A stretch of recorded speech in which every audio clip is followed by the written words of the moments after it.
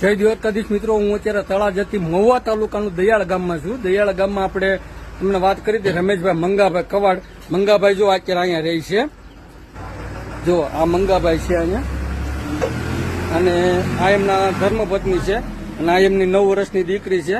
ને મંગાભાઈની તબિયત અત્યારે બહુ ખરાબ છે, અને ઊભા થઈ નથી શકતા, અને હાલી નથી શકતા, ખાઈ નથી શકતા, પી નથી શકતા, આવી રીતના રહે છે. અને એને એક સંતાનમાં એક દીકરો છે, એને પણ માનસિક સ્થિતિ બહુ સારી નથી, ખરાબ છે. અને આ બેનને થોડી થોડી ખબર પડે, થોડી થોડી ખબર ન પડતી, પણ અત્યારે ઘર સંસાર અને ઘર ગુજરાન અત્યારે જો આ દીકરી ચલાવી રહી. દીકરી, તારી માટે જે ઘર બની રહ્યું છે, તને કેમ તારી માટે ઘર બનાવવાની તૈયારી કરી છે, અને લોકોના સાથ અને સહકારથી તને સારું લાગશે બેટા? હે, અત્યારે શું આવ્યું તારા ઘરે? બેલા આવ્યા. કેટલું ભણે તું? શું નામ તારું છે? એમ તો આપણે લોકોને શું કહીશું કે મારું ઘર બનાવવા માટે સર્વ મિત્રોને